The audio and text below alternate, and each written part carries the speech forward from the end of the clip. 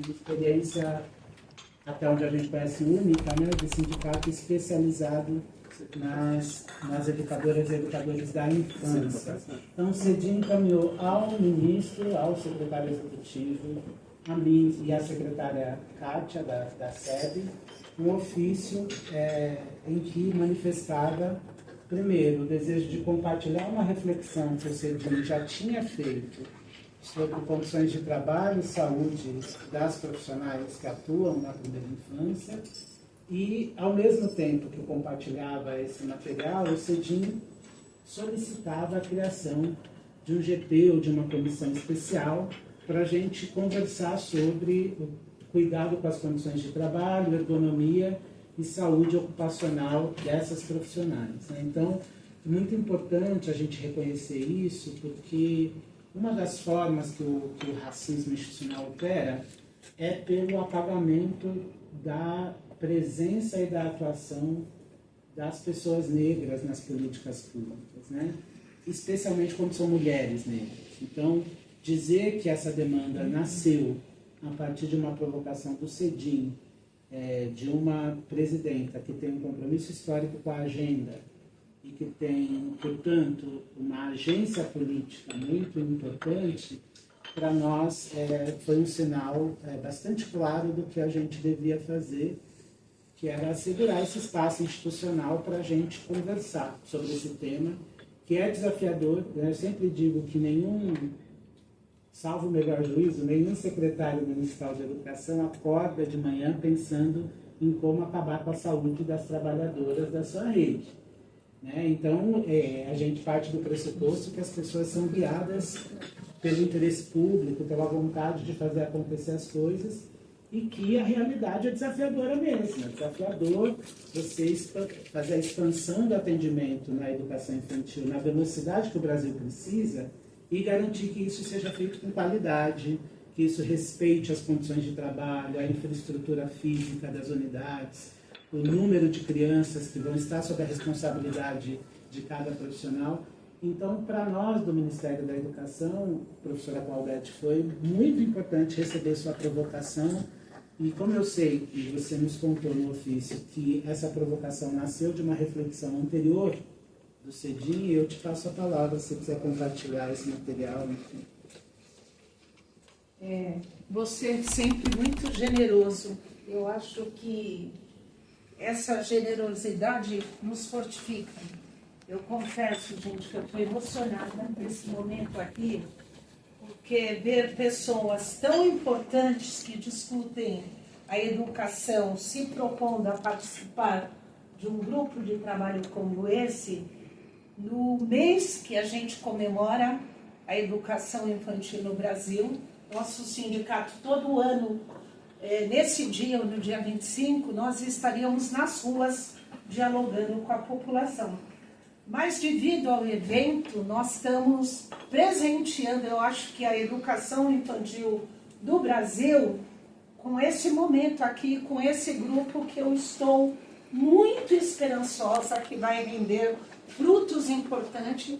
Gratidão eterna a você, ao ministro, ao secretário, à sua equipe, porque avançou-se muito. Eu sou daquele tempo de comissões que vinha a Brasília a conversar com Darcy Ribeiro, saudoso Darcy Ribeiro, com outras companheiras da academia, e eu nem tinha formação, a dita formação superior, mas era ancestral, né? Eu sempre estava no meio, para brigar, para constar na LDB que a educação infantil fazia parte da primeira etapa da educação básica. Então, meu lugar de fala é esse, meio dinossauro. Eu, olhando os rostinhos aqui, eu acho que eu sou a que tenho mais idade, não velha. Mas, daqui a pouquinho eu vou fazer 67 anos. Eu acho que desses 42 dedicados a perseguir esse reconhecimento. E aí, depois do advento da LDB de 96, que o Darcy falou: gente, eu sei que não é tudo o que vocês queriam, mas é o que foi possível.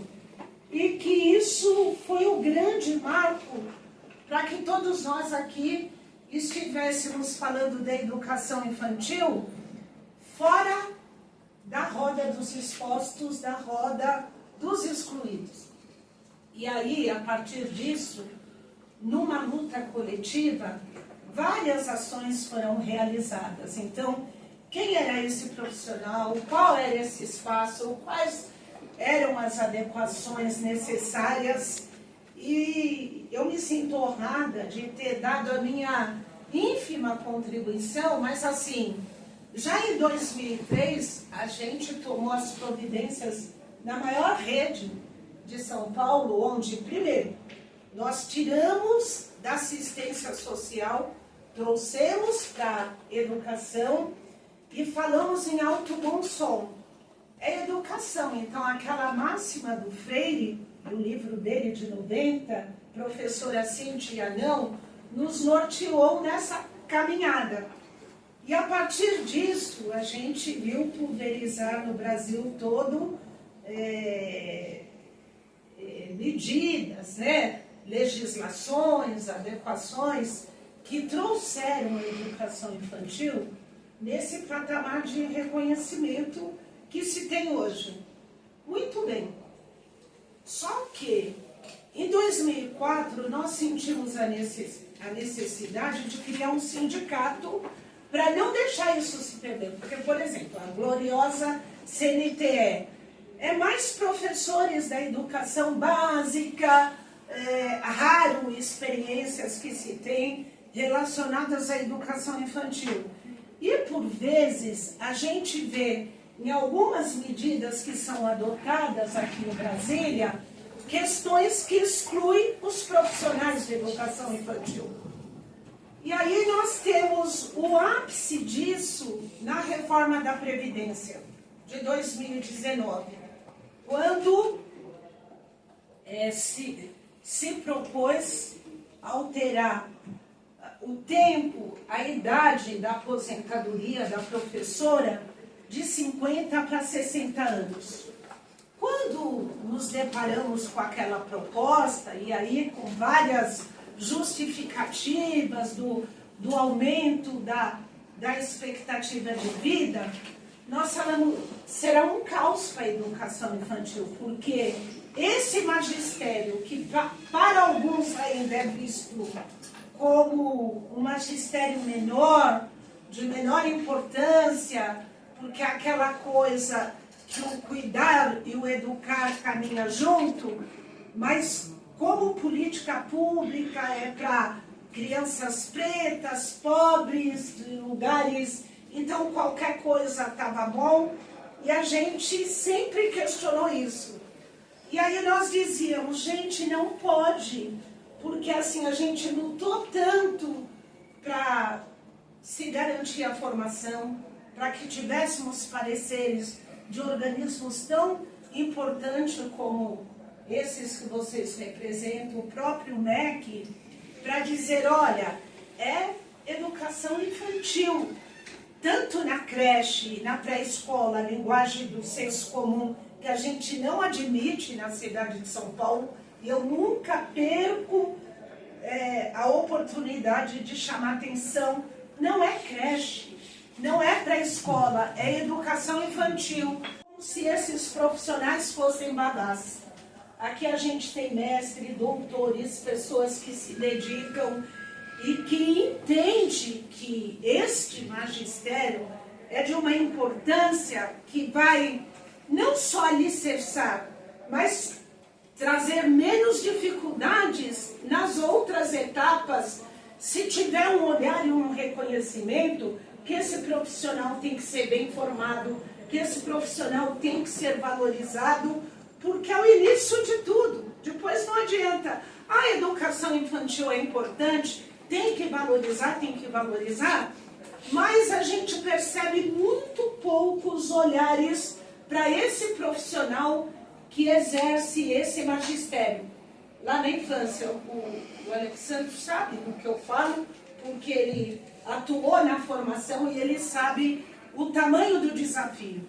E aí, na reforma da Previdência, cansados de observar essa não preocupação, nós encomendamos um estudo. E foi um trabalho que nós fizemos para demonstrar como se dá esse magistério nos territórios da infância. Então, nós descrevemos nessa revista e nós pedimos para o médico, o colega de vocês, conceituadíssimo, o Dr. Sérgio Canelli, o médico do trabalho, para colocar a nossa tese na visão da medicina, no sentido do reconhecimento de que esse magistério ele precisa ser visto como um magistério que 70% dele é exercido no chão com a criança. Não é a criança que tem que vir à nossa estatura. Nós que temos que estar ali na estatura dessa criança. E sem isso, você não consegue efetivar a oferta de uma educação de qualidade para bebês e crianças.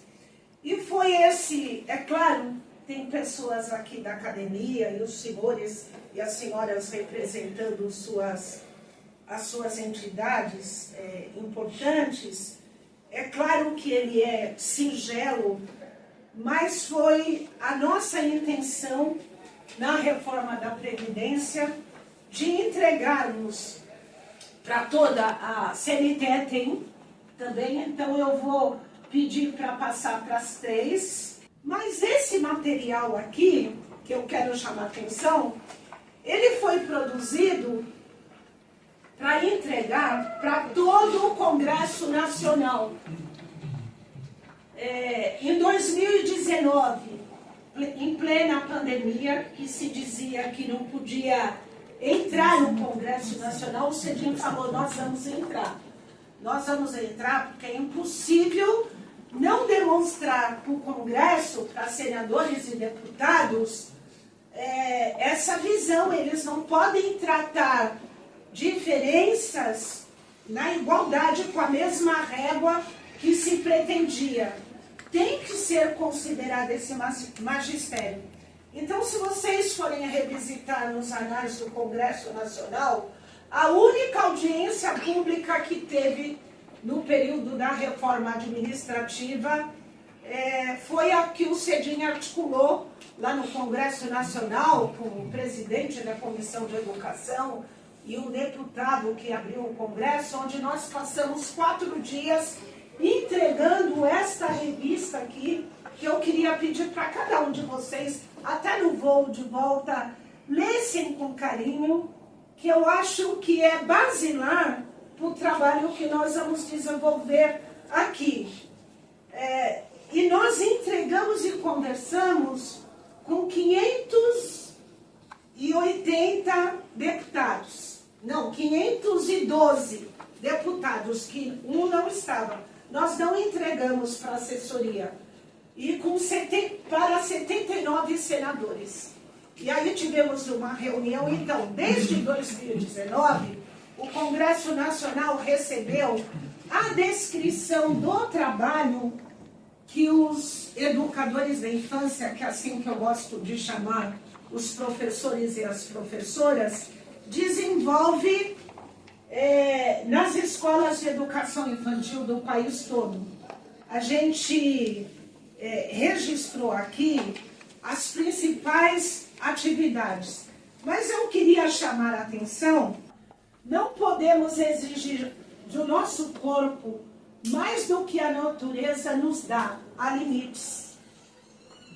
Então, a aposentadoria da professora de educação infantil aos 50 anos é o limite, porque aqui nessa sala a grande maioria são mulheres e nós conhecemos o nosso corpo e as nossas regras.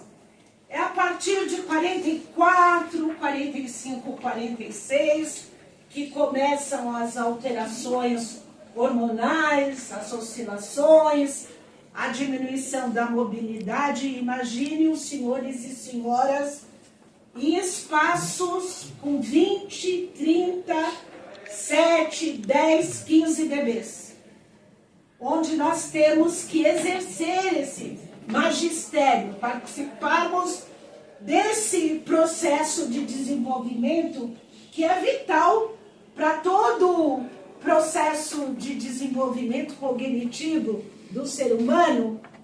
Após os 50 anos, nós chamávamos a atenção. A gente não aguenta, porque todas essas alterações inferem na nossa capacidade física de pegar no colo, de dar banho, de brincar, de rolar, de participar das atividades, de ajudar a alimentar. Então, eu produzi argumentos inquestionáveis aqui. Então, qual é a ideia? E o apelo que nós fazemos com essa singela contribuição, onde a gente descreve na prática como é esse magistério, para que, através dos nossos esforços, das nossas compreensões, com consulta da academia, inclusive, o MEC pode, ou nós, essa comissão aqui, possamos produzir um relatório final que concorde